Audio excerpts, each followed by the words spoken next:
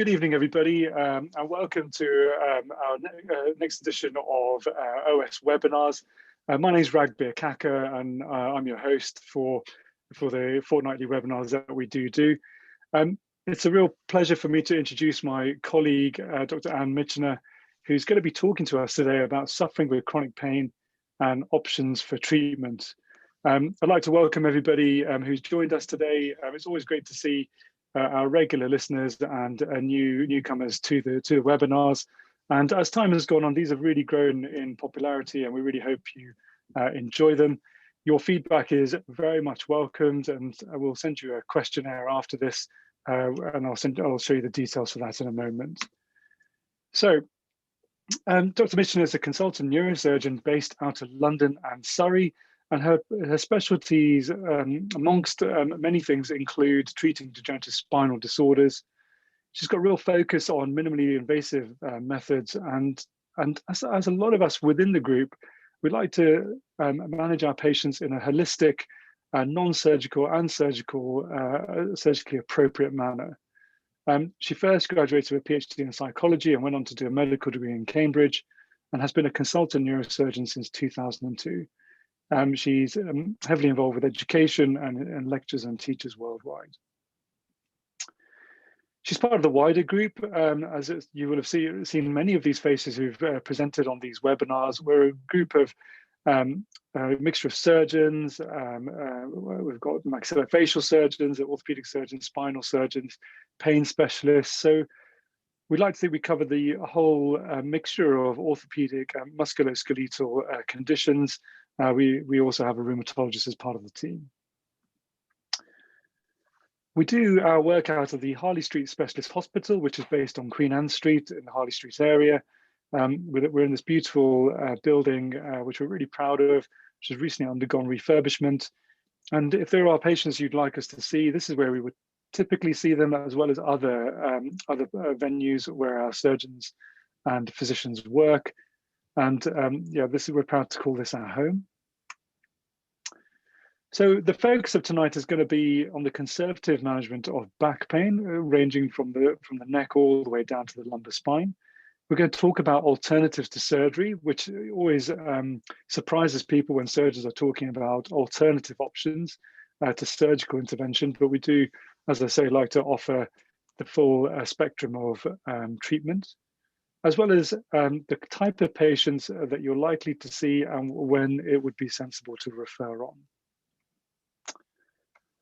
As I mentioned earlier, we do like to get feedback, so we will send you a questionnaire for those of you who attended today. This recording will be also available on our YouTube channel. And for those of you who are kind enough to fill out our questionnaire, we will send you a certificate for 2 CPD points. To follow us, you can look us up on Orthopedic Specialists, on LinkedIn, as well as Dr. Mitchener is on there also, as am I. And we all have our Twitter handles, which are displayed here. If you would like Dr. Mitchener to see your patients, you'd like to refer them in, then please contact us on these details, on the telephone number or the email, and you can find further information on our web address. Dr. Mitchener also has her own website, which you can refer to. As part of the house rules today, please put your questions in the question and answer box or even the chat box, and I will put them to Dr. Mitchener as we go along. But for now, I'm going to hand over. Over to you. Thank you very much, Raghbir. So I'm going to screen share, introduce myself. I think you can continue to see me. I'm just putting my slides up. Are they visible? Yes. Yes, okay. Good. Perfect. Good. So, as you're now well aware, my name's Anne Mitchener. Thank you very much for attending. It's crossed my mind that we have very little choice of what to do these days, but never mind. It's very nice to have you here. I just wish I could see you. I hope I know some of you. I have no idea who exactly is in the audience, and therefore I apologise in advance for the possibility of pitching this wrongly for some of you. But I think you are mostly general practitioners, and I hope that what I'm going to talk about will either remind you of things that may be useful or maybe hopefully show you some new information. So I chose to talk about back pain, understanding that for many of you, when some of these patients walk in with chronic pain, they're sometimes considered heart sink patients. Certainly GPs have said this to me, and that they're quite grateful if I can take them off their hands. And the truth is they're a challenge for me and they're interesting. And generally speaking, they can be helped. So what would help make a difference to all of us in managing these patients? A better understanding of the etiology of back pain, let's be honest. We don't know what causes all of the back pain syndromes we see. If we did, we would be able to make them all better. So I will revise some of the simple anatomy, but not very much, don't worry. A better understanding of the pathology, which perhaps we can address through looking at some imaging. Better diagnostics, perhaps introducing you to slightly newer forms, although I suspect you're aware of them all to greater or lesser extent. Better techniques, so a few slides on the spinal robot. And we'd all like better decisions and outcomes, and I'm doing my best. So if you'll indulge me for a moment, a little bit more about me, but not much. I graduated from Cambridge in '87 and I joined the principal list as a neurosurgeon in 2001. I went to work in Norway because my husband was invited to work there for 5 years, and I do speak the language now. I returned to work at King's College for a few years, and then I went fully independent with quite a large NHS practice, which I've maintained through the private sector through choosing book.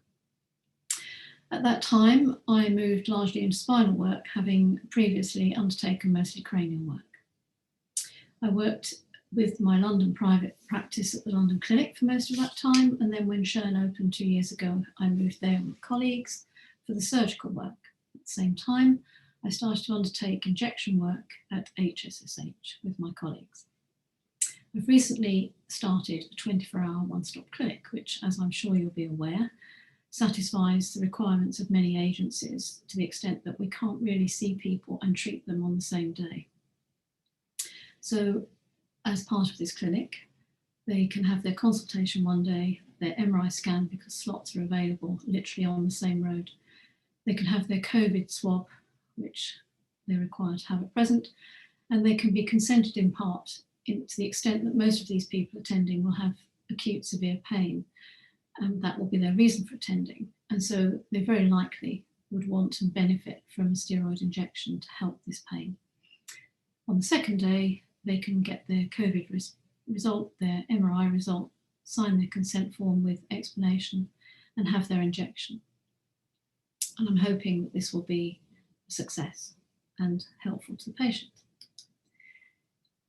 So a small amount of information on the incidence of back pain, which we all know to be quite considerable, and I've taken these figures from the British Pain Society. It's common, it affects 30% of the general UK population per year, apparently 80% of us during our lifetime. Approximately 7% of patients consult their GP. Approximately 8 million of the UK report chronic back pain of a moderate to severely disabling nature, and that's about 8% of the UK population. And this is at an estimated cost to the UK taxpayer of some 10 billion per annum. What do we think of as the common causes of back pain? The non-specific or mechanical ones, we term them, the ones that usually improve in a matter of weeks, that could be caused by stress. But the pain generally originates from the anatomy, from the bones, joints, soft tissues of the spine, somehow. And it might be gradual or acute onset. It might be positional, better sitting or lying down usually, worsened by movement, standing and walking, or getting up out of a chair. But it can result from poor posture or heavy lifting, of course, but it tends to have its origins in the anatomy, in a muscle strain, in a ligamentous sprain, or in a subluxation of a facet joint. And I will return to the facet joints quite a lot. And I've put this slide up to remind us that in any musculoskeletal work, we have to think of the adjacent joint. And as you will be very well aware, patients come to you reporting back pain, and perhaps the pain is coming from the hip, or perhaps the pain is coming from the sacroiliac joint. And whilst we think of the muscles running the length of the spine, the erector spinae, or a large part thereof, we tend not to focus on the deeper muscles of the piriformis or the more superficial gluteus maximus crossing adjacent joints.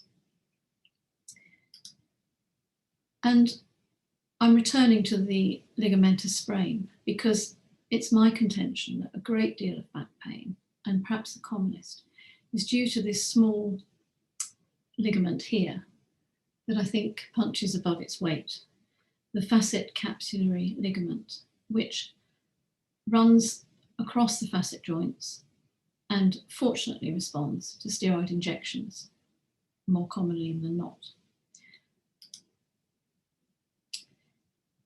So just to remind ourselves for a moment of the obvious, we all know about cauda equina syndrome, and so the presentation that merits the most urgent referral or investigation is when the pain is severe, of course, but importantly, if the pain is bilaterally in the legs, or if there's motor weakness in one or both legs. Saddle anesthesia, bladder retention or incontinence, and recent fecal incontinence. But what if this pain is not typical spinal pain? We can't quite pinpoint it. It's got additional features, perhaps fever.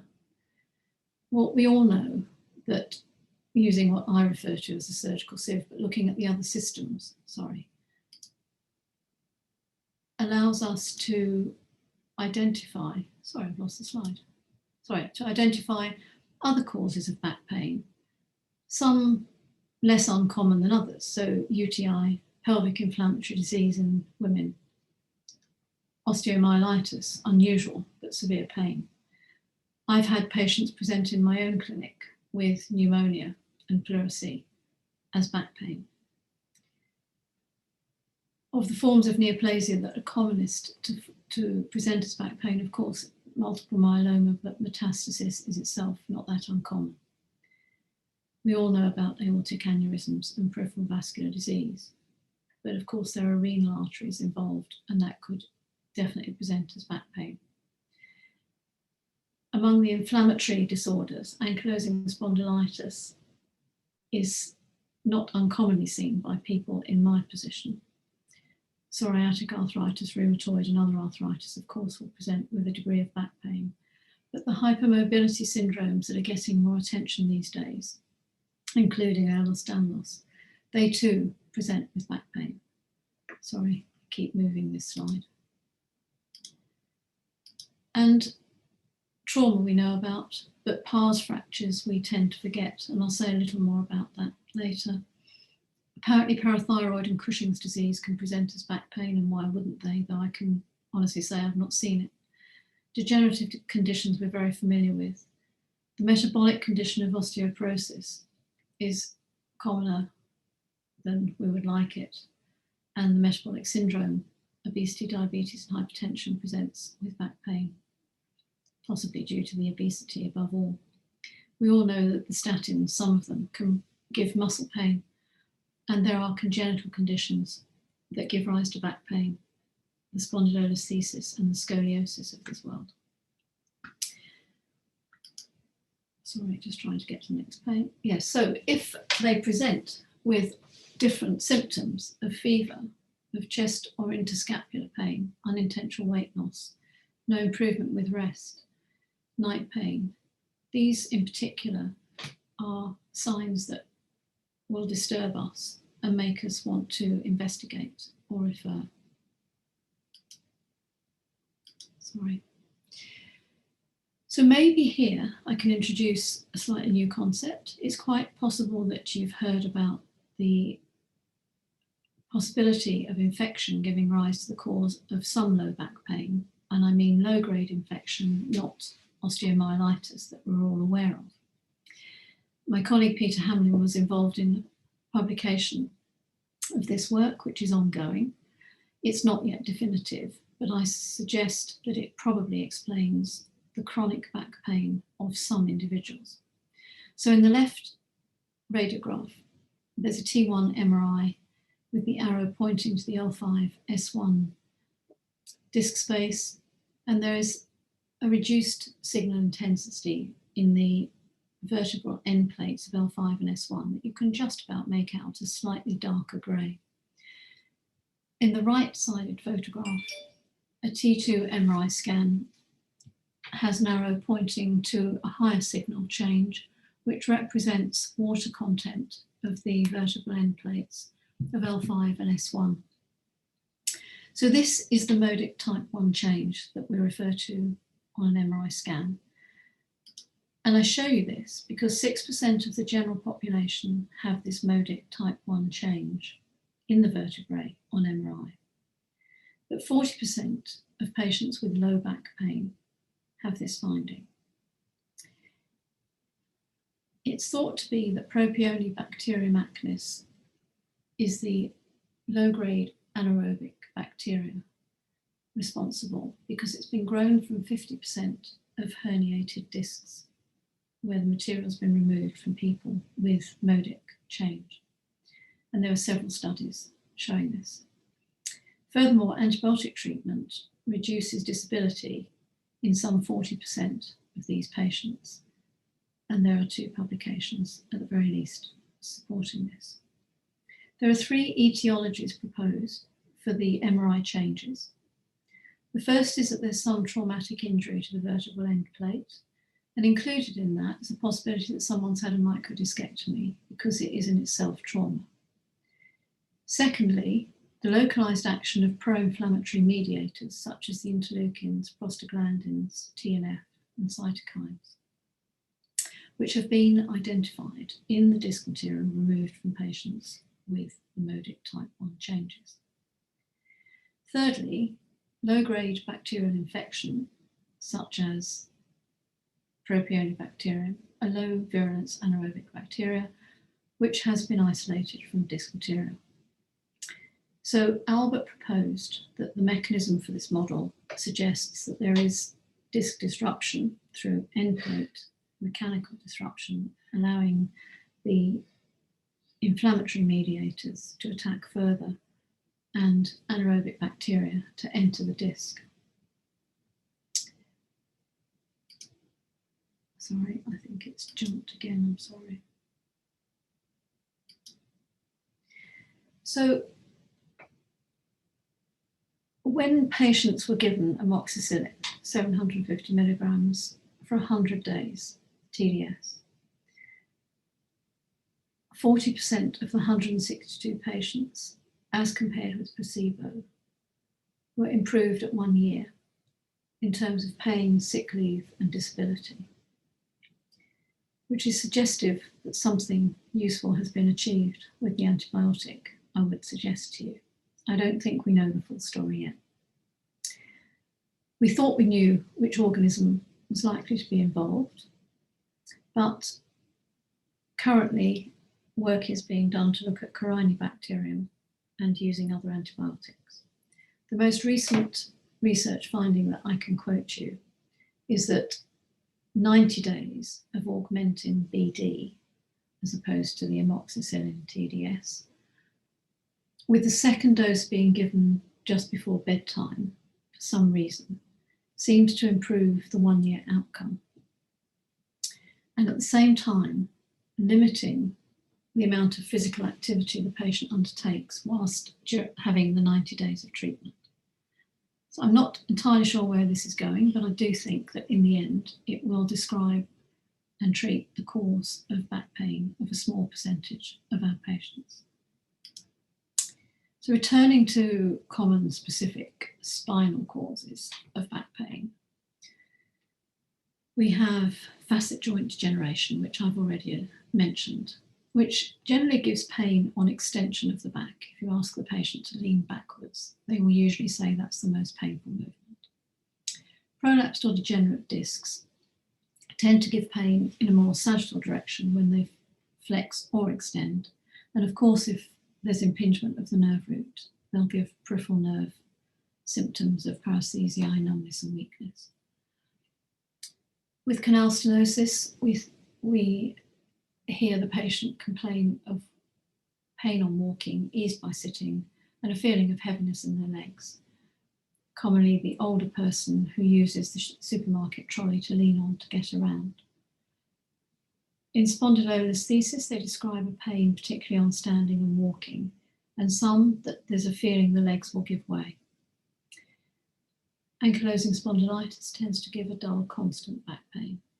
Vertebral fracture, constant pain, can be due to osteoporosis, can be due to a tumour, benign or malignant, can be due to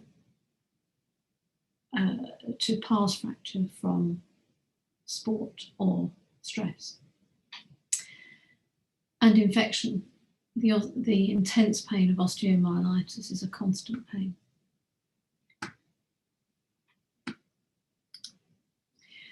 And underneath all of these syndromes that we are very familiar with, there must be an anatomical pain generator, whether we can identify it yet or not.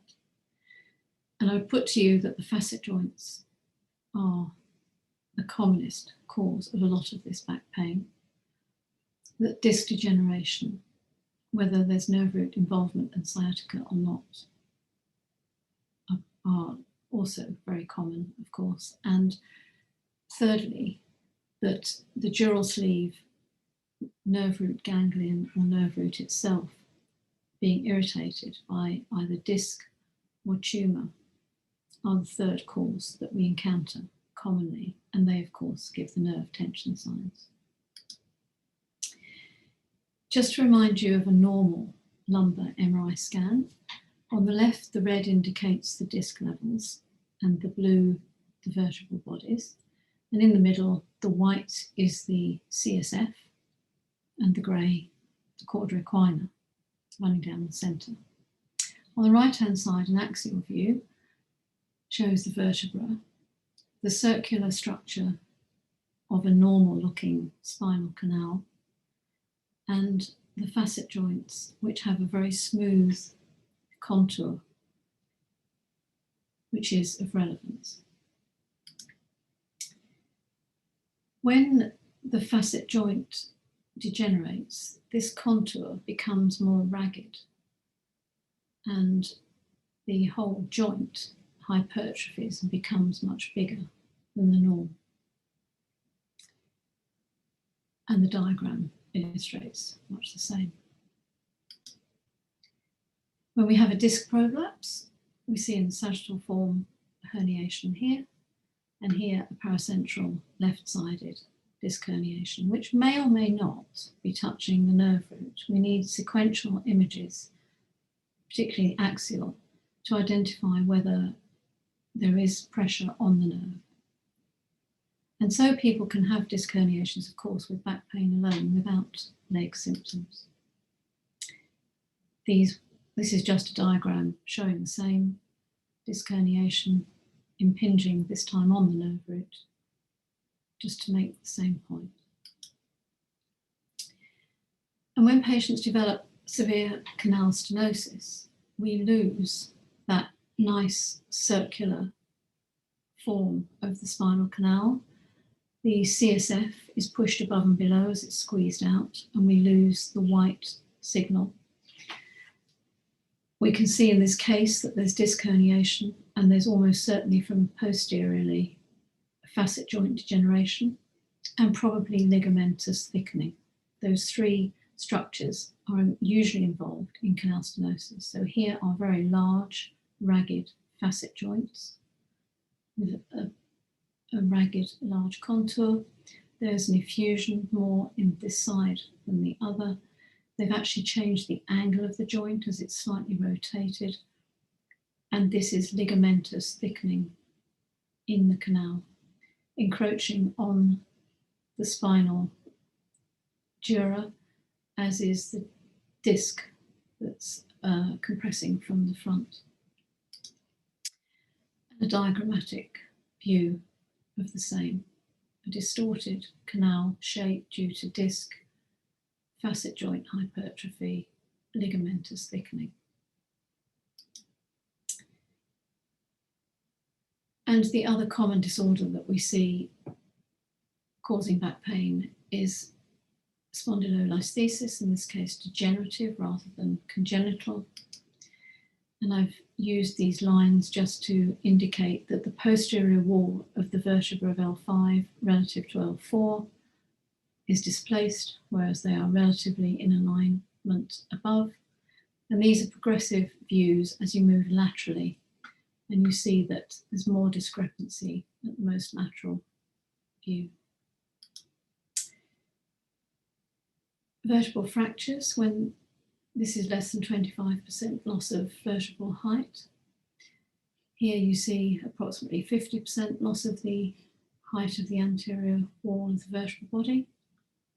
And in these photographs of plain X-rays, doubtless taken during surgery, you can see that the anterior wall of the vertebra has collapsed, but when kyphoplasty is undertaken, cement is injected into the vertebral body, and in this instance it's been possible to recover some of the anterior vertebral height loss.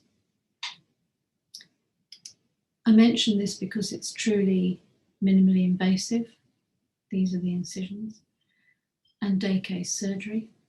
The instrumentation is to place under X-ray guidance in theatre these introducers to inflate these balloons, to create the cavity and to inject contrast so that you can see this on X-ray.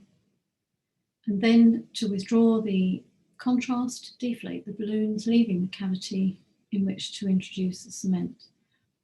Although this has to be very carefully negotiated, because obviously there's a narrow track, it's straightforward. It doesn't take very long. To do one level is probably 35-40 minutes, and there's usually immediate pain relief. And I couldn't help but put this slide up when I encountered it, because it does seem to me to beg the question, why wait? Of course, not everybody progresses like this, but here we have less than 25% vertebral collapse. A month later, we have well over 50% vertebral collapse just touching the cord. And here we have cord deviation and doubtless neurological deficit just a couple of months later. I put this up to remind us about the pars fracture commonly seen in the young athlete.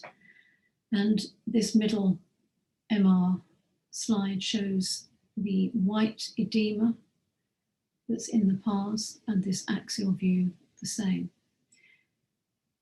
And I'm not sure, I'm certainly not suggesting that this is a definitive test, but the one-legged extension test might provoke the symptom and might be helpful in your practice, whereby the patient stands on the leg of the affected, painful side, flexes and lifts the other leg slightly, and then extends the lumbar spine, which should provoke the pain and suggest the diagnosis.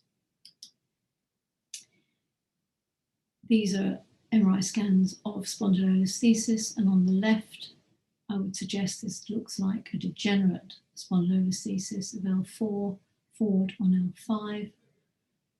But here on the right, this is more likely to be a congenital variant, which will give increasing back pain, sometimes leg pain, as the patient ages, but can present relatively early, from the age of 30 onwards. And this to remind us of hypermobility, and I'm sure you're aware of many other tests for hypermobility than this, but of course this one's relevant to back pain, and those patients that can flex and put the palms of their hands fully on the floor very likely have a diagnosis of hypermobility to greater or lesser extent. This just reminds us once again not to forget the adjacent joints, that patients present with back pain who have hip pathology, and similarly, patients present with back pain when they have sacroiliac joint pathology. And these are two tests that might be useful to you if not known to you. I apologise to the physios in the audience who clearly know all about this. But in the top photograph, the affected side, painful side, is the right, and the leg is abducted and lying down the side of the couch as the patient slowly flexes the left leg, which should cause pain in the right sacroiliac joint if it arises from there. In the lower photograph, the pelvis is maintained in its position on the left side, and the examiner is pressing down on the flexed right leg to provoke pain from the right sacroiliac joint once again. So we all know how to describe the characteristics of the pain the patient presents with. We all ask about the site, the onset, the character, the radiation, associated symptoms, the timing, exacerbating and relieving factors, and the severity. When patients come to see me, I also notice if they stand throughout the consultation, which is unfortunately not uncommon if they're in acute pain. Occasionally they come in a wheelchair of recent use. Some of them will have the intermittent deformity of lateral shift, which can be due to an acutely prolapsed disc. I've known people to say they leave meetings, lie on the floor, flex their legs to reduce it, and then go back into the meeting. Some of them will have skin changes, not just from the hot water bottle to ease the pain, but congenital changes. Some will have pain on flexion, which I tend to think of as being disc-generated pain. Some on extension, which I tend to expect to be facet joint-generated pain. Some walk in with a limp or a foot drop, or can't stand on the heels or toes of each foot. And some have sensory loss or reflex loss, and if there's hyperreflexia, of course it alerts us to upper motor neuron problems higher than the lumbar spine. So you will go through all the simple conservative treatments with analgesia, TENS, acupuncture, physio referral, which hopefully the patients will take up. And I apologise for this slide for the physios in the audience, who will obviously talk to them about regular exercise, lifting safely, their posture, what to do about strengthening their core, and if they're office workers, perhaps changing their desk from sitting to standing and keeping their screen at eye level and losing weight if necessary. But if this doesn't work, what do? We investigate. And we're all familiar with the MRI, CT, plain X-ray, even inflection extension, which will identify the cause of the vast majority of our patients' pain. But some of the dynamic, slightly newer MRIs and CTs have their place, and the EOS and the CT SPECT scan has gained more interest in the last few years. We're all familiar with neurophysiology, which doesn't very often diagnose a problem for us, but it can be incredibly helpful in deciding the treatment that we wish to undertake on a patient. And what you may or may not be aware of is the use of injections for diagnostic purposes. And I mention in particular sequential local anaesthetic injections rather than just a single steroid. If we see on MRI scan multiple levels of potential disease, perhaps disc herniations, and we're reasonably confident about which levels provoking the symptoms from the dermatomes involved, we will inject that single level and hope that that will treat the pain, at least temporarily, to give us the diagnosis. But if we really don't know, we will take the patient to theatre and give local anaesthetic sequentially to each level and stand the patient up, taking them usually out to recovery for 20 minutes to see if this has worked, and then subsequently give steroid to the level we think is the problem, but hopefully with the diagnosis. So what of the novel imaging? If I draw your attention to the right-hand side MRIs first, clearly you can see that in the supine position, lying down in a normal MRI scanner, posterior wall of the vertebrae is completely in alignment. But in the upright position, these helpful lines show us that the L4 is forward on the L5. Perhaps less clear to yourselves in these left MRI scans, in the superior position, there's disc herniation. This vertebra is slightly displaced posteriorly on the lower, and here the vertebra is slightly forward on the lower.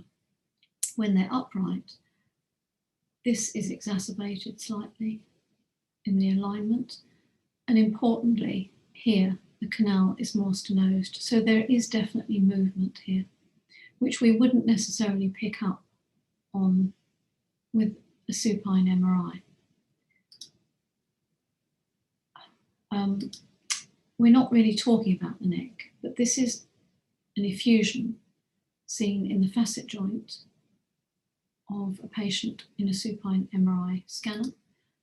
And this is in the upright scanner, the same patient. The effusion has been squeezed anteriorly and posteriorly. Here it will cause no symptoms, but anteriorly it will catch the nerve and give a radiculopathy or breakalgia in the arm. We wouldn't have seen this as a causative reason for the breakalgia from a supine MRI. The EOS has been around for a while. It's used a great deal, I think, by the orthopedic surgeons more than the neurosurgeons, but it's incredibly helpful on occasion for looking at the whole skeleton with a very low dose of radiation.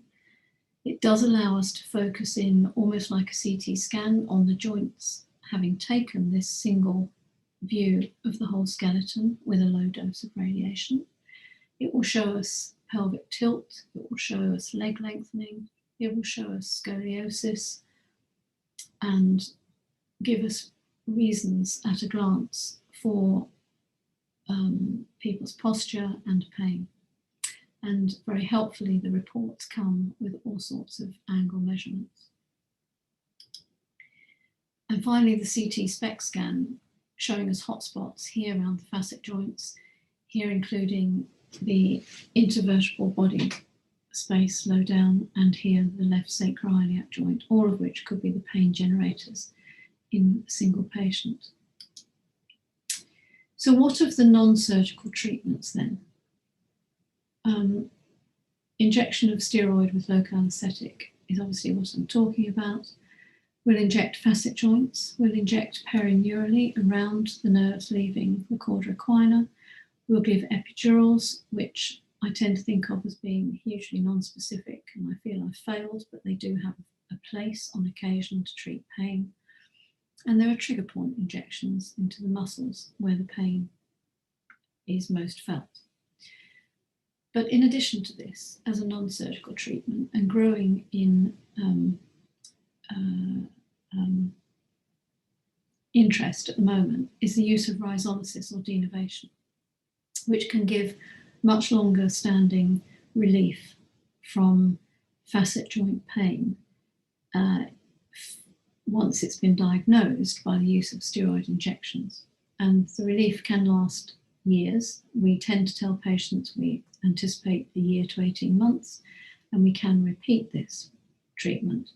But I've known patients to have at least 4 years relief, if not longer. Of the surgical treatments, there are really 4 approaches that are quite separate from each other. So I'm not mentioning foraminotomies, anterior lumbar interbody fusions, posterior lumbar interbody fusions, and so on. I'm talking really about the 4 very different approaches we have. Interspinous spacers have been around for a long time. They treat canal stenosis. They also take pressure off the adjacent facet joints. They can, in theory, be done under local anaesthetic. Laminectomies you know about. They're age-old procedure for decompressing the canal. Fusions with or without a decompression of the nerves, you will have heard a great deal about. Disc replacement have found favour, perhaps are done less commonly than they were when first introduced, but have a place particularly for young patients or any patient with repeated disc prolapse at the same level. And we do see this recurrence in some few individuals on a regular basis. They then need the disc material removed completely, and particularly if they're young, we think it's better to preserve the motion at that motion segment rather than to fuse them, because if we fuse them, they are likely to get within 5 to 10 years adjacent level disease because of the loading placed on the adjacent levels. Sometimes patients need a hybrid procedure where there's a disc replacement and usually the adjacent but lower level is fused. I have some pictures of these. So this is one of very many interspinous spacers. It's a Koflex spacer. It clamps onto the spinous processes and it is sized so that we distract the spinous processes at the back to lift this upper one up. For argument's sake, it takes the pressure off the facet joint, but it opens up the canal at the back. So it's used for canal stenosis. And it's very simple and it probably takes 20 to 30 minutes at the very most to do. Laminectomies, I won't take time with this because you're very familiar with laminectomy to decompress the quadra equina in particular. Fusions, the pedicle screw introduced above and below. The rod is placed between the screw heads. What you don't see here is that bone graft is packed because a bony fusion is more solid and lasting than relying upon the instrumentation, as good as it may be. And the cage, or the interbody fusion, can be achieved from a posterior approach, a lateral approach, or anteriorly. This is an MRI scan of degenerate discs before disc replacements were introduced. You see them here. So there's preserved motion here.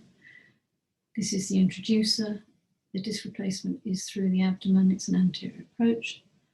This is the hybrid where disc replacement has been placed above and fusion at the level below. And you see the sagittal view of the disc replacement and of the fusion with a plate at the front, which has been achieved from an anterior, all of it from an anterior approach.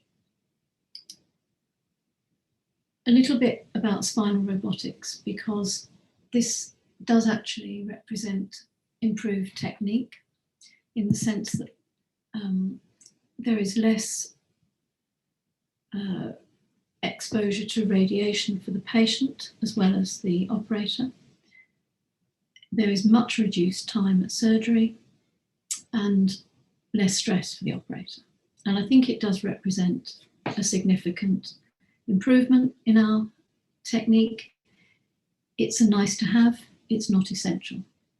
So this patient had a diagnosis of metastatic lung cancer 2 days before. She's 62. You can see the lesion eroding the canal and the vertebra, and these are the screws and the fusion that's placed after the decompression, which I was present at and took a very short amount of time. The actual screw placement was 20 minutes. This is the equipment, for those of you who haven't seen it before. This is the robotic base station, this is the working arm, and this is the screen where we plan where the screws will go. This is the camera stand, which will see and tell the robotic arm exactly where we are. I can explain that a bit further. There's the robotic station. The screen has been covered in plastic, so it's sterile, and the operator is planning exactly where the screws will be put by clicking on the level, taking a screw and dragging it across and placing it exactly where it's wanted in the pedicle. This takes a matter of minutes to plan.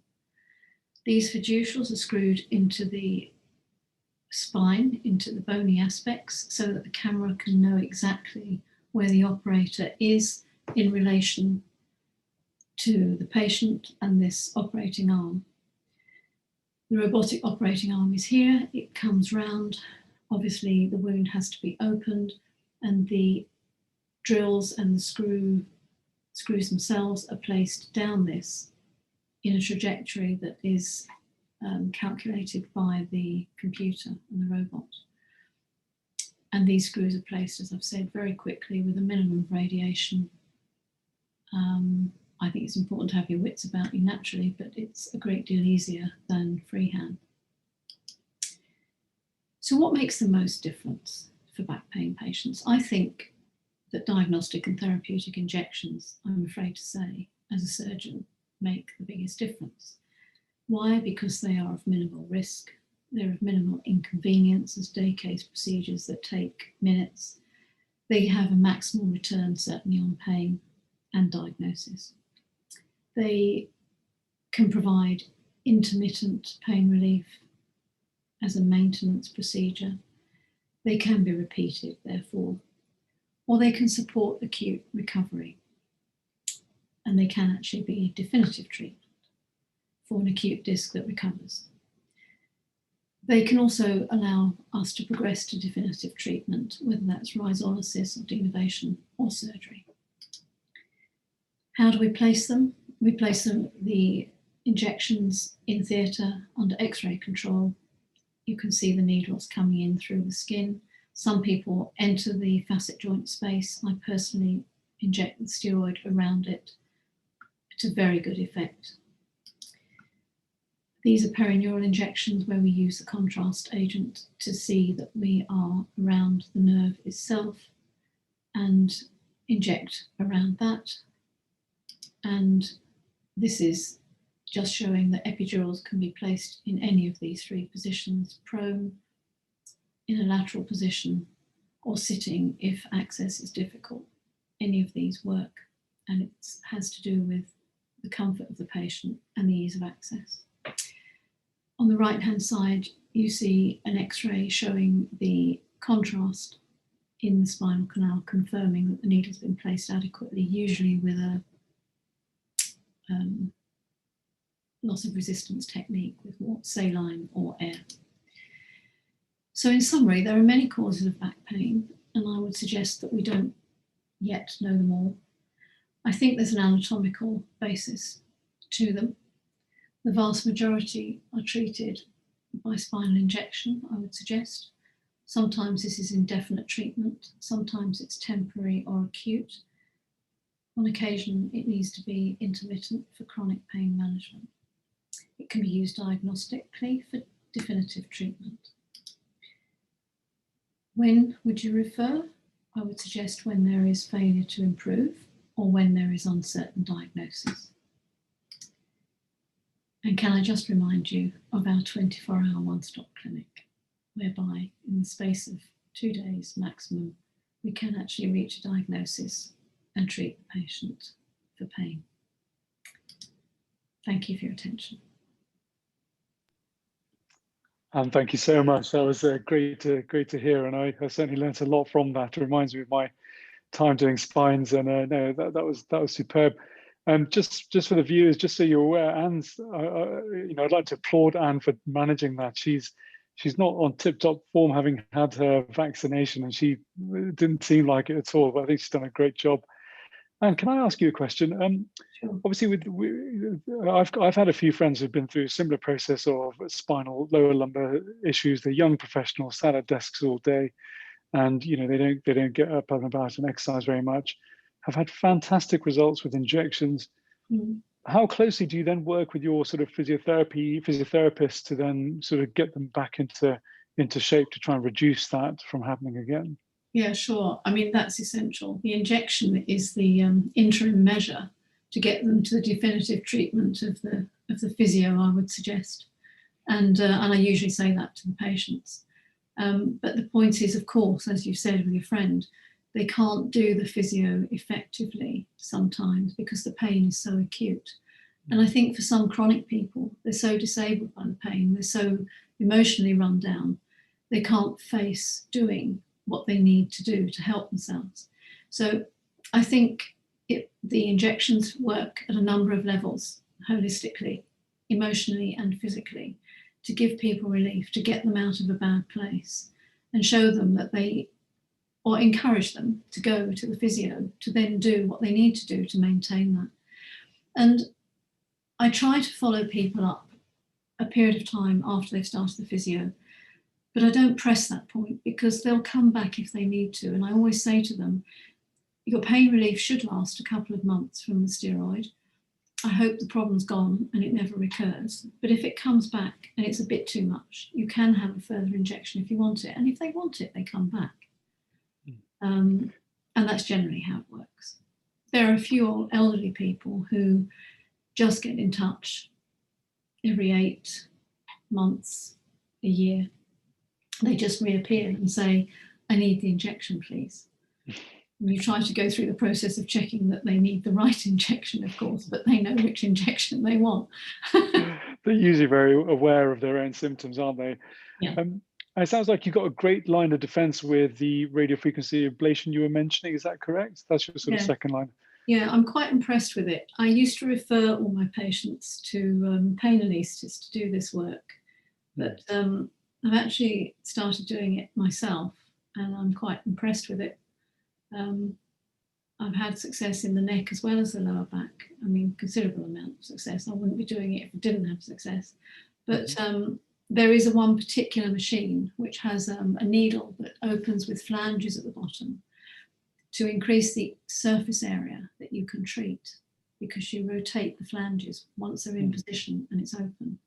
And you can then, that gives heat, and you can dissipate the heat further by giving a small amount of local anaesthetic, usually with steroid, so that the heat is transferred and you cover a bigger area. And I think that that particular equipment is superior to the standard denervation machinery. And it really impressed me, the looking at those incisions that you've made, you know, they're minimally invasive, you know, compared to what I've seen in the past throughout my training, you know, there used to be quite maximal exposure. Do you think that's helped your outcomes, having such small approaches and a dissection? Do you think that makes a difference? Enormously to the patients. I mean, it's less pain, it's less trauma to the other tissues in the sense of muscle retraction, if nothing else. Smaller wound to heal. Their movement is better afterwards because their muscles are less disturbed. They go home much quicker. So it benefits everybody, perhaps not the hospital, but I mean, it does actually work. It is a better way of doing it. And that's why I mentioned the robot, because, you know, it's such a precision tool that you can do more without a massive wound with that, and quicker. And what proportion of your practice do you think you're getting into with robotics? Because certainly throughout orthopedics, it's definitely the buzzword. It's definitely very exciting, and it's an emerging field for us. And you know, I think we'll be left behind the curve if we don't get on and use it. Is it becoming a more major place in your practice? It hasn't got a very big place in spinal practice in general, because there are only 1 or 2 robots around. I don't have access to one in the UK. Okay. I was in Germany doing that one. The Schön is talking about buying one, but of course COVID has interrupted most people's plans, and they were on the brink of buying it. I think it will be used for all the pedicle screw placement work in time. I mean, obviously there will be surgeons who say I don't need it, and they don't need it, but it is easier and quicker when you get used to it and overcome that. And I think it will become the practice of choice. I've got a question from David, who's asked, whilst nerve root injections are very good, there are spinal surgeons who use systemic steroid intramuscularly for back pain. So I think it's systemic and intramuscular, which seems to work and does not need any operating theatre, etc. What is your opinion on that? Well, it's non-specific, which is not to say that it won't be absorbed into the system, the whole body system. I'm sure the injections I give are absorbed into the whole body system. I've no doubt about it. So I'm not saying it's wrong, but I'm pretty sure, because I've sometimes seen patients who've had that treatment, who've come onto me because either it hasn't worked on occasion or their symptoms are back. I think it's more effective if you put the steroid where it's most needed. And I'm bound to say that, and it makes sort of logical sense, doesn't it? But that's not to say that it's easier to give steroid into the muscle in the consultation room and just let it be taken up by the body. I agree, that does work up to a point.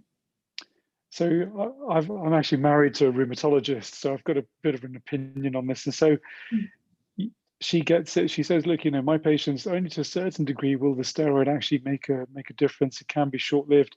And she has to refer on to get the actual localized injection. And also then she has to deal out with the fallout of the systemic side effects from having a steroid and regular steroids. So I think she's certainly converted. I mean, she learned from rheumatologists who'd put injections into the spine blind, into facet joints, and without image guidance, and that was a sort of old kind of teaching. But I think more and more people who use steroids routinely find that having them injected in a more local fashion is more effective. I think so. And I mean, I did say that I wasn't a fan of the epidural, which is not to say I don't give them, but I feel I've failed if I have to give an epidural, because I'd rather give the steroid to the problem area, not a blunderbuss approach. And also, if you do give the steroid to the area that's needed, and if this is for back pain, you have the opportunity to consider denervation subsequently. But you can't go in blindly with denervation and denervate a few joints in the hope that's going to work, because oral steroid or intramuscular steroid worked. And the other point is, if they've got sciatica, then although taking oral steroids, I will hear foreign patients occasionally say they've been given them and it's helped a bit. It is a lot more effective in that circumstance to inject around the nerve root. Got a question from Chris Goddard. So what does Anne advise patients of the likely duration of benefit of surgical laminectomy?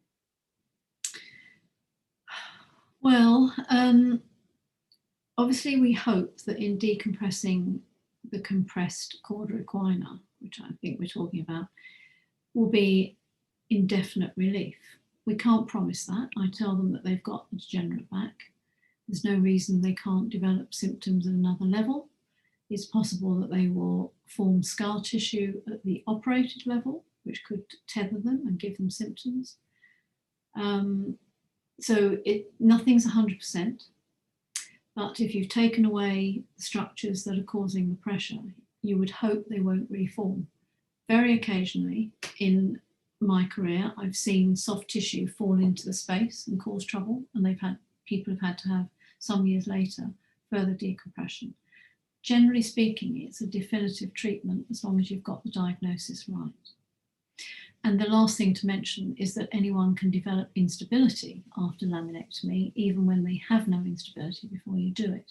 So as part of the consent process, they hear all of this, but hopefully it's a definitive treatment. So applied to the nerve root as well, asked by Chris Goddard. So if it is cauda equina or nerve root, is it a similar sort of level of success? I think it is if you're doing a laminectomy. For disc herniation, it should be, but we all know that you can get recurrent disc herniation. About 5% is the quoted figure. You can get scar tissue forming around the nerve root. Okay. I think a foraminotomy, de-roofing the canal, is an essential part of the microdiscectomy to give that nerve as much space as you can. And if there was a sciatic component to the symptoms before a laminectomy, I would do foraminotomies as well. I'd always check that. It should be definitive. It's not always. So David Antebes asked, what do you do when a patient returns after a nerve root injection and says the pain was relieved for only one day or a week? What do you offer then? Depends what the underlying diagnosis is. And we're very hard pressed to inject anybody without imaging support that there is a problem, a structural problem behind there. It's not as if we do this blindly just to treat the symptom. So assuming that there's disc or a facet joint cyst or foraminal stenosis due to a hypertrophic joint or something, assuming there's something in the background, we would say, okay, so we've identified the problem, we've proved it by treating it for 24 hours pain relief, but sadly, we've not given you any lasting benefit, so you can get to the physio and you can get on with your life and you can avoid seeing surgeons. And you're kind of faced with, if the patient wants definitive treatment, to then offer them surgery. But at least you've tried the conservative route, you've tried to get them through it. If they want it, you could perhaps repeat the injection once, about 4 weeks later as a minimum. I prefer to live 6 weeks, but there we go.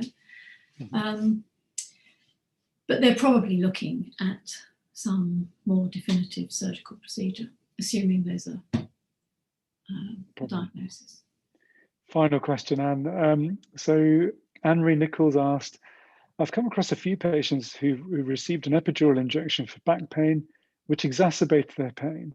In your opinion, is there a physiological reason for this or more psychosocial? It shouldn't exacerbate their back pain. And I think there's a physiological reason for it, possibly, if it's made it worse. I mean, we can't see the needle tip. We don't have the possibility of knowing whether we've caused a hematoma.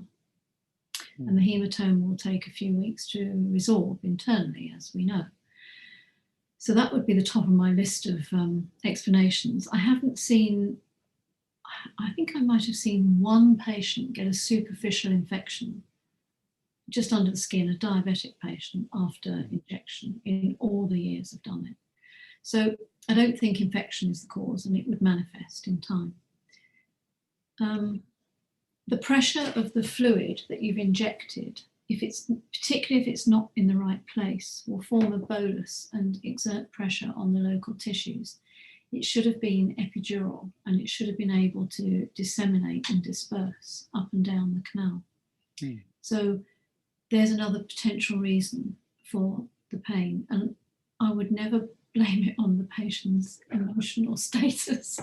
I just can't. No. I'd have to assume that there's a big problem. There's a reason for it. And it's been a pleasure having you with us on our webinar tonight. Thank you so much for taking time out this evening to educate us. And to all the people who have attended today, guys, thank you so much. The questions have been great. Thank you for your kind attention. Anne displayed her details. If you want her to see any of your patients, feel free to get in touch or get further details on her website or on the orthopedic specialist website. So that's www.os.clinic. We'll be having more webinars, which we will let you know about through the usual channels. But for this evening, everyone have a great evening, and thanks for attending. Thank you. Thank you very much.